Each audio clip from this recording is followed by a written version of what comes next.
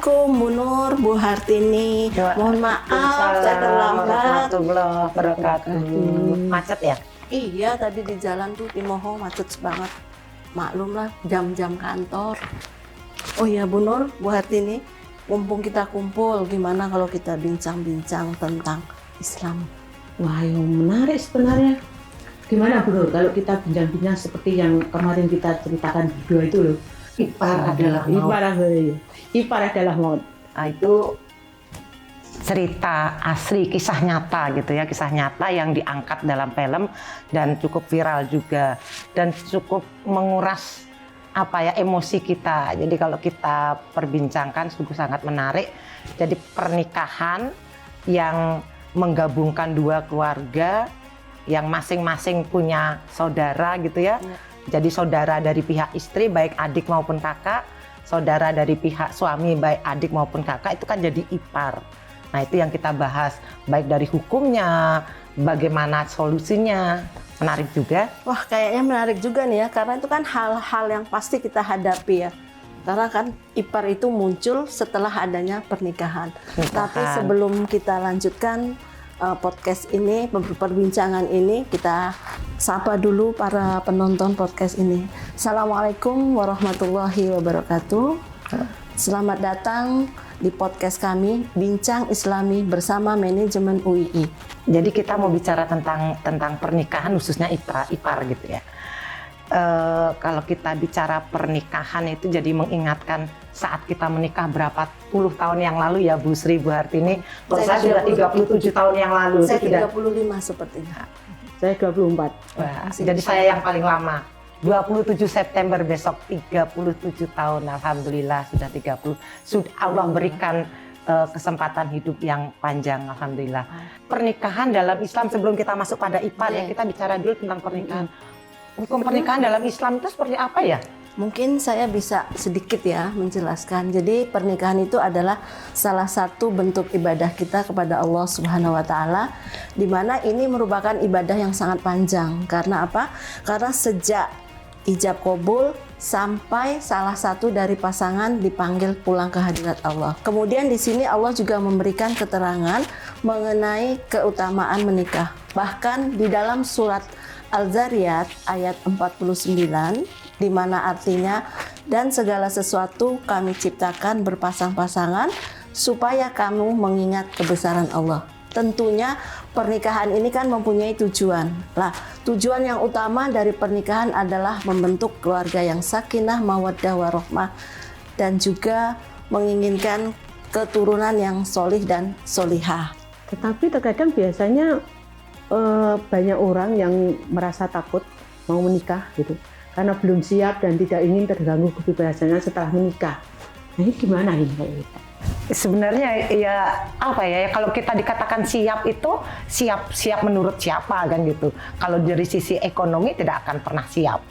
Jadi sebenarnya justru pernikahan itu membuat kita tentram. Seperti kalau kita dapat undangan nih, kebetulan saya bawa undangan saat saya mantu ini, selalu ada muncul dicantumkan di sana surat Ar-Rum ayat 21. Di antaranya saya bacakan, dan di antara tanda-tanda kekuasaannya ialah dia menciptakan untukmu istri-istri dari jenismu sendiri. Jadi Allah ciptakan istri-istri supaya kamu cenderung dan merasa tentram kepadanya. Jadi justru dengan pernikahan itu kita justru merasa tentram. Dan dijadikannya, Allah yang menjadikan di antaramu rasa kasih sayang. Jadi ditimbulkan rasa kasih sayang dalam hati masing-masing kita. Sesungguhnya pada yang demikian itu benar-benar terdapat tanda-tanda bagi kaum yang berpikir. Jadi justru dengan pernikahan itu membuat kita tentram. Rezeki semakin bertambah, rezeki lewat pasangan kita, suami atau pasangan istri.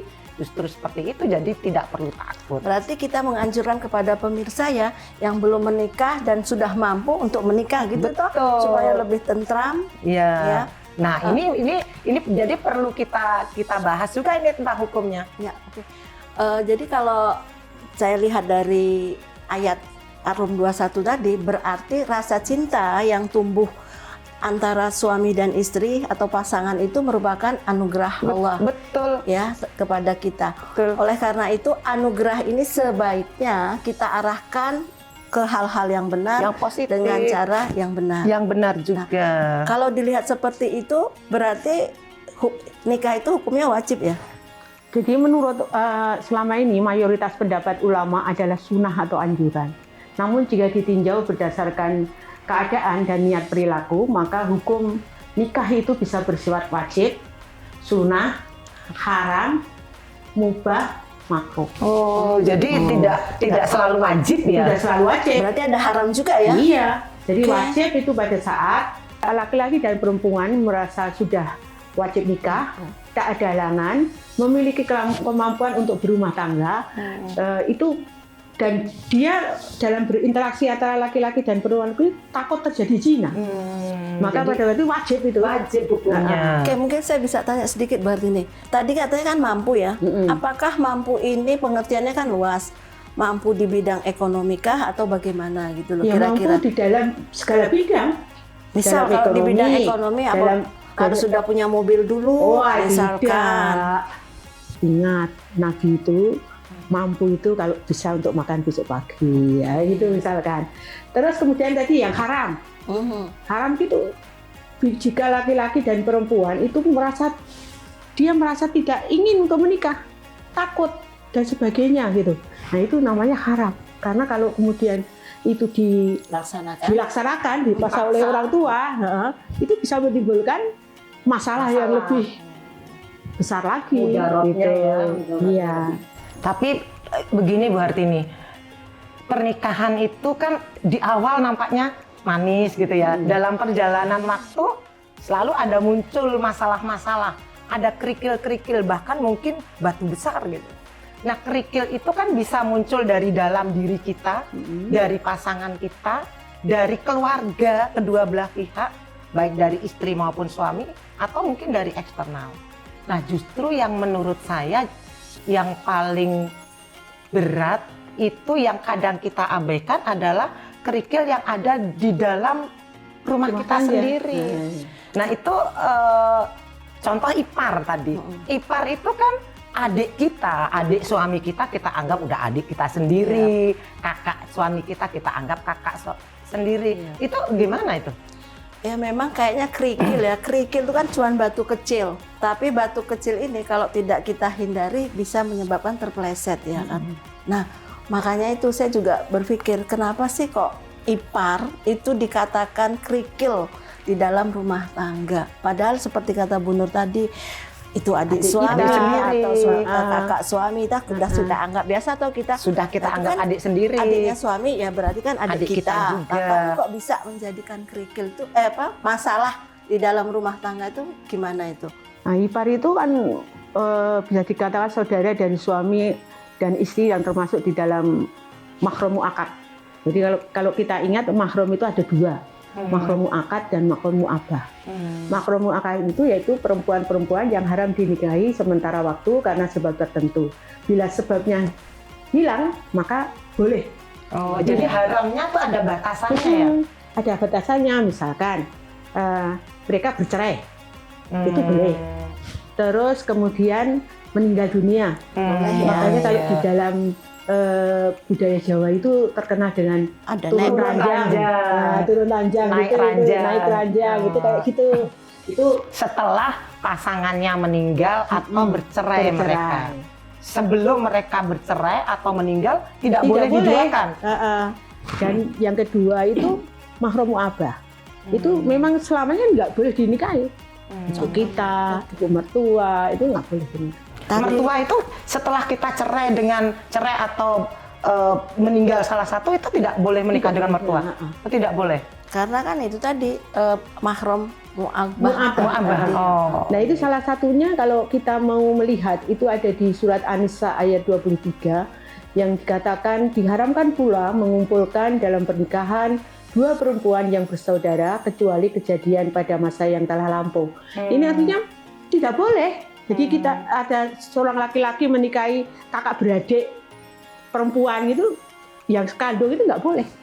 Jadi Betul nggak boleh. Karena bersamaan waktunya ya, nggak iya. boleh ya. Nah, tadi juga ada di dalam hadis yang mengatakan al-wamu al-mautu gitu. Ipar itu adalah maut. Maut. Petaka.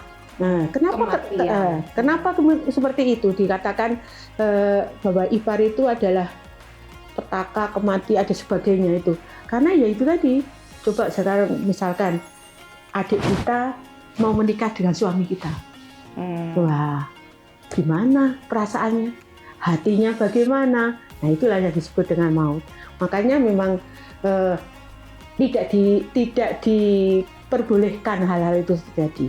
Oleh karena itu makanya pada saat kita berbicara mengenai ipar ini, itu juga orang tua harus memang sejak kecil memang harus mendidik itu gitu loh.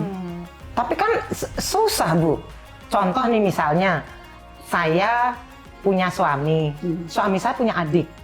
Nah, kebetulan nih kuliah di UI kebetulan. Mau dititipkan tuh. Itu kalau nggak mau, nih mantu gimana? Udah dikasih rumah, ikut adiknya aja nggak boleh. Coba, ini kan adikmu sendiri. Itu seperti apa? Sebentar, itulah yang disebut dengan tadi orang tua itu punya kewajiban untuk menyampaikan hal yang benar gitu ya. Jadi memang harus secara benar, secara hati-hati menyampaikan. Nah, kalau misalkan terpaksa itu dalam kondisi seperti itu terpaksa berada dalam satu rumah, jadi rumah tersebut harus ada aturan yang tegas. Jadi mungkin ya, kalau tadi Bu Nur kan nanya nih, gimana caranya supaya si kerikil tadi itu ya bisa kita hindari. Kalau menurut saya salah satu caranya adalah ketika suami atau istri itu berinteraksi dengan ipar harus berpegang pada hukum-hukum fikih. Ya, seperti menutup aurat, tidak bersentuhan, tidak berkhalwat, kemudian tidak juga bersolek yang berlebihan. Lebih-lebih mendayu-dayukan suara, ya, dimanja-manjain gitu kan. Nah, ini kan nggak boleh banget ya. Kemudian juga satu yang harus menundukkan pandangan, itu tetap berlaku. Jadi dalam berinteraksi kita harus berpegang pada fikih yang sudah diajarkan oleh Allah. Nah, makanya itu kalau suami istri itu berinteraksi dengan ipar, perlu memperhatikan hal-hal yang menjadi batasan. Mana yang boleh, mana yang tidak. Karena perlu diingat, ipar itu kan hanya mahram sementara, ya kan? Jadi kalau mahram sementara ya sebenarnya sama dengan orang lain. Artinya kalau kita berhubungan dengan orang lain kan kita harus menjaga ya, ada batas-batasnya nih. Nah, insya Allah kalau semua itu kita terapkan, kerikil itu bisa kita hindari. Ya, permasalahan iparku adalah maut, insya Allah tak akan terjadi. Tapi agak susah ya Bu Artini, gimana Bu Artini seperti itu? Ya. Orang tua untuk menyampaikan. Orang tua memang tugasnya berat ini. Jadi salah satu bagian dari tugas orang tua yang berat itu yang menyampaikan hal-hal seperti ini. Jadi ini harus disampaikan. Mau tidak mau harus disampaikan gitu ya. Supaya tidak menimbulkan kesalahpahaman ya. Misalkan dalam surat Ali Imran 104, kita harus menyuruh untuk berbuat ma'ruf, mencegah perbuatan mungkar, itu harus. Jadi setiap waktu memang itu harus disampaikan dengan cara yang baik, dengan cara yang hikmah, penuh pelajaran. Dan seandainya itu kemudian nanti dalam prosesnya menimbulkan kesalahpahaman, ya harus sabar. Harus sabar, harus sabar kita sebagai orang tua. Bisa nggak Bu Artini? Misalnya loh, salah satunya tadi kan harus disampaikan secara langsung ya, itu agak sulit. Misalkan aja kita cari pengajian ustadz itu di YouTube kan banyak nih, terus kita share lah di grup keluarga.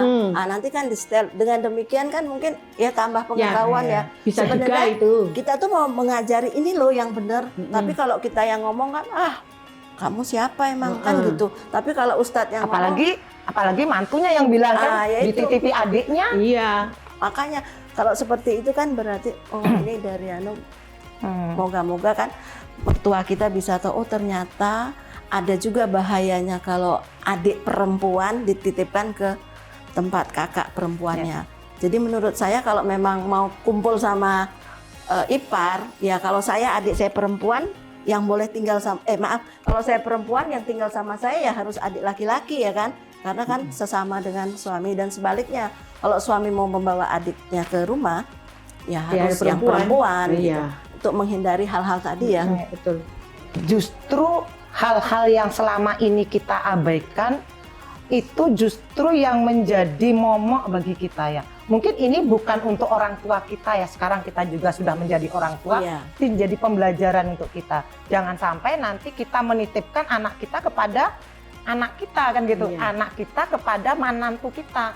Sehingga ini juga pembelajaran bagi kita. Nampaknya banyak sekali yang perlu kita bahas lagi nih, yang kita perlu perbincangkan, tapi Memang topiknya kan nih sangat menarik, apalagi udah diangkat di dalam film gitu ya. Sebenarnya masih banyak yang bisa kita kupas ya. Insya Allah siapa tahu ada kesempatan lagi kita bisa bincang-bincang seperti ini, karena keterbatasan waktu. Semoga apa yang sedikit ini bisa bermanfaat bagi Amin. para bagi kita pemirsa juga, dan bagi bagi kita kami semua di khususnya. sini. Amin ya rabbal alamin. Assalamualaikum Warahmatullahi wabarakatuh.